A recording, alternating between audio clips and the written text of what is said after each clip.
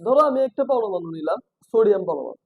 তো সোডিয়াম পরমাণুর ইলেকট্রন বিন্যাস যদি আমি একটু দেখি, লক্ষ্য করলে দেখা যাবে সোডিয়াম পরমাণুর ইলেকট্রন বিন্যাসে শেষ কক্ষপথে একটা ইলেকট্রন থাকে।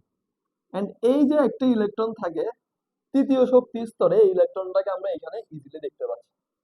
তো ভাইয়া এই ইলেকট্রনটা আসলে কি করবে? আমরা জানি একটা ধাতব পরমাণু তার সর্বশেষ কক্ষপথে ইলেকট্রনটাকে ত্যাগ করতে চায়। এখন এই যে জিনিসটা ত্যাগ করবে, সোডিয়াম কি করবে ভাইয়া? এই জিনিসটা ত্যাগ করবে। স্যার কেন ত্যাগ করবে? কি কারণে ত্যাগ করতে যাচ্ছে? সোডিয়ামের তো দরকার নাই ত্যাগ করা, সোডিয়াম চাইলে ইলেকট্রন গ্রহণ করতে পারো। ত্যাগ করার মেইন রিজনটা কি ভাইয়া, আমি যদি একটু বলি। ত্যাগ করার মেইন রিজন হচ্ছে যে তার শেষ বা শেষ যে কক্ষপথ আছে তার আগের কক্ষপথে সে কিন্তু কি অলরেডি অষ্টক পূরণ করে দিছে। তার মানে ওর টার্গেট হচ্ছে কি করা ভাইয়া? অষ্টক পূরণ করা। কি করা ভাইয়া? অষ্টক পূরণ করা, অষ্টক পূর্ণ করতে যাচ্ছে, অষ্টক পূর্ণ করতে যাচ্ছে। তো এই যে অষ্টকটা পূরণ করতে যাচ্ছে বা অষ্টক পূরণ করার যে টার্গেট, এই টার্গেটটাকে আসলে কাজে লাগাচ্ছে সোডিয়াম পরমাণু। এন্ড এই টার্গেটটা যখন ও কাজে লাগে তখন কি করে, ও ওর শেষ অরবিটাল থেকে একটা ইলেকট্রনটাকে বাদ দিয়ে দেয়।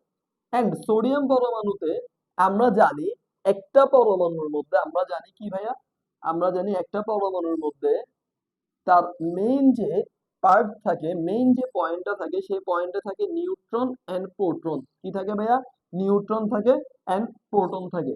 তো নিউট্রন আর প্রোটন যেহেতু আছে, নিউট্রন আর প্রোটন যেহেতু আছে, তার মানে এই পরমাণুর মেইন পয়েন্টটার নাম আমরা কি দিচ্ছিলাম ভাইয়া? এই পরমাণুর মেইন পয়েন্টটার নাম দিচ্ছিলাম আমরা নিউক্লিয়াস। কি দিচ্ছিলাম ভাইয়া? নিউক্লিয়াস। নিউক্লিয়াস নাম দিচ্ছিলাম। তো এই যে নিউক্লিয়াসটা, আমরা জানি একটা পরমাণুতে যতটা প্রোটন থাকবে ঠিক ততটা কি থাকবে ভাইয়া? ইলেকট্রন থাকবে। যতটা প্রোটন থাকবে ততটা ইলেকট্রন থাকবে। এন্ড নিউক্লিয়াসের ভিতরে থাকবে কি? Neutron and proton. Neutron and কি ভাইয়া? প্রোটন থাকবে। তো একটা পরমাণুতে যতটা ইলেকট্রন থাকবে ততটা যেহেতু প্রোটন থাকবে, সেই কারণে সোডিয়াম পরমাণুতে আমরা প্রথমে দেখতেছিলাম সোডিয়াম পরমাণুতে কি, সোডিয়াম পরমাণু থেকে 11টা ইলেকট্রন আছে। সিমিলারলি সোডিয়াম পরমাণুতে 11টা কি আছে ভাইয়া? প্রোটন আছে। তো 11টা ইলেকট্রন যেহেতু আছে, তার অনুপাত অনুযায়ী 11টা প্রোটনও থাকবে। কিন্তু সোডিয়াম পরমাণু তার শেষ অরবিটালে একটা ইলেকট্রন ত্যাগ করে দিতে যাচ্ছে। কি করতে যাচ্ছে ভাইয়া? ত্যাগ করে দিতে যাচ্ছে, রিমুভ করতে যাচ্ছে। একটা ইলেকট্রন যখন রিমুভ করে দেয় তখন তার শেষ অরবিটালে একটা ইলেকট্রন কমে যাচ্ছে ভাইয়া। অর্থাৎ ইলেকট্রনের সংখ্যা তখন চেঞ্জ হয়ে দাঁড়ায় 10টা। এই 10টা ইলেকট্রন কি করে ভাইয়া? এই 10টা ইলেকট্রন দেখো তো, খেয়াল করো তো, 10টা ইলেকট্রন থাকলে প্রোটন কি কমে না? প্রোটন কমবে না। প্রোটন থাকবে কি? 11টাই। তার মানে আমি এখান থেকে ইজিলি বুঝতে পারতেছি প্রোটনের ভ্যালু বড় কিসের থেকে? ইলেকট্রনের থেকে। আমি এখান থেকে ইজিলি বুঝতে পারতেছি কি ভাইয়া, প্রোটনের যে ভ্যালুটা আছে সেটা একদম কমন সেন্স থেকে আমি দেখতে পারতেছি যে প্রোটনের ভ্যালুটা কি ভাইয়া বলো তো? প্রোটনের ভ্যালুটা বড়। কিসের থেকে বড়?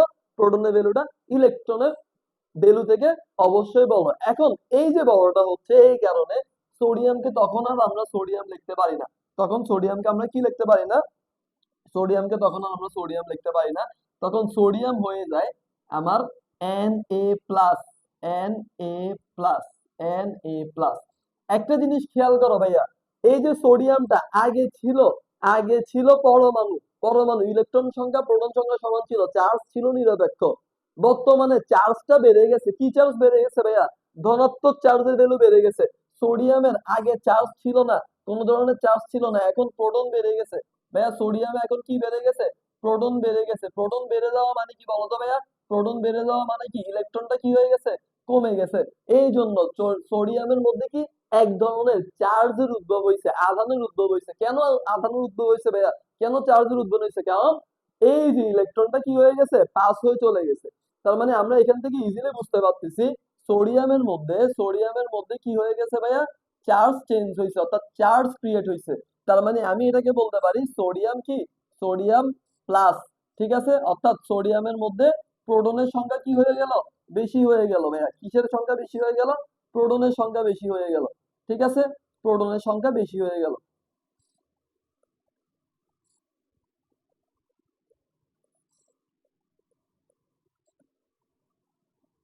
প্রোটনের সংখ্যা বেশি হয়ে গেল, এটার জন্য আমরা বেসিক্যালি সোডিয়ামটাকে প্লাস লিখতেছি।